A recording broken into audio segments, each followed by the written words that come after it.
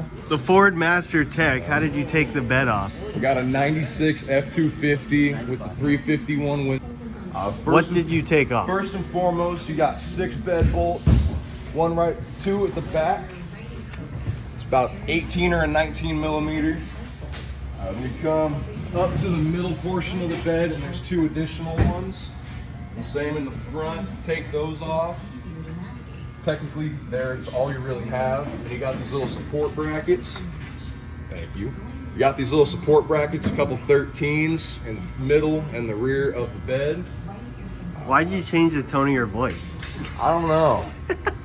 But I gotta really sell this video.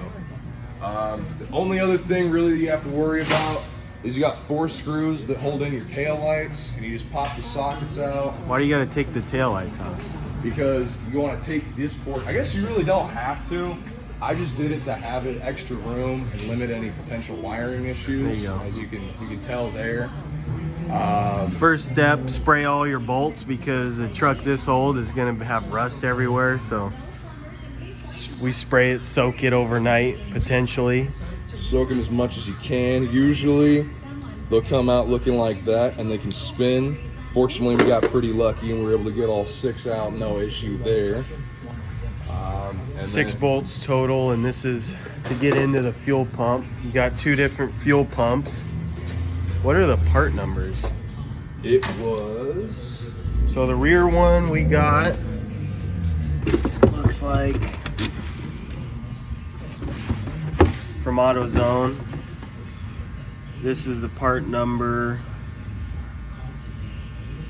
in case you're wondering, and then we'll put it in the description. And then the front one, of course, is a different part number, 2006H for the front.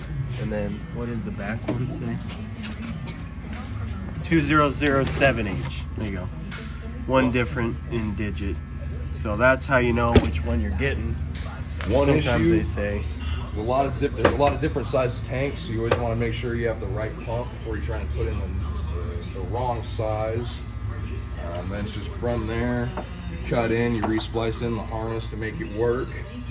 What tool did you use to get these lines off?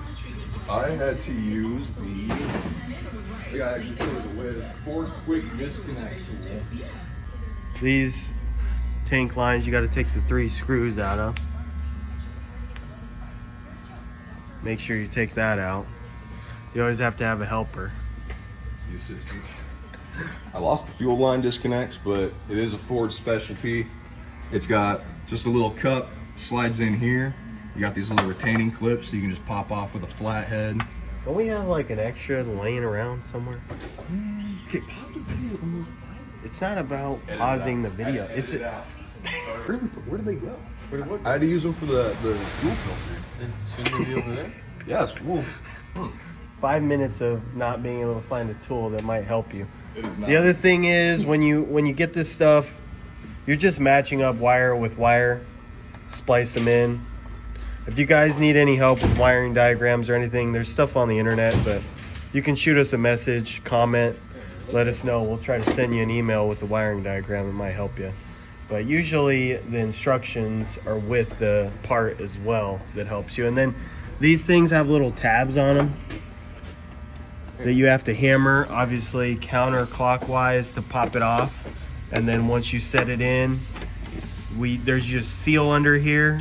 We usually use like brake grease, or we have some stuff that we use for transmission seals that seals it in, doesn't let it leak, and lets it push down, so you can actually push it down and tighten it back up.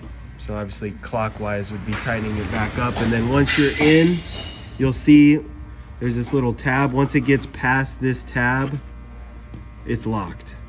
And then obviously at that point, you're just filling it up and making sure that when you go over your giant jumps with the truck, because you're going to take it off-road, obviously, you're just going to make sure that this is not leaking. This is the tool that you use. Just stick it in, press on the tab, you push it together with both hands, press this in, and it'll pull off. It's going to be a pain in the ass, so don't comment that it won't work.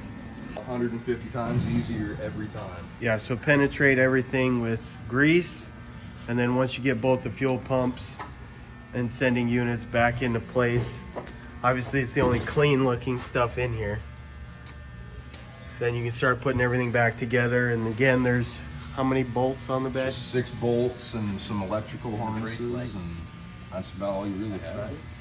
Pretty easy if you have a lift. There you go, total upgrade projects. And these You got 10 bolts total, 4 Phillips heads, and if you have a bed liner, then the bed liner. It obviously helps with the lift as well. slide in.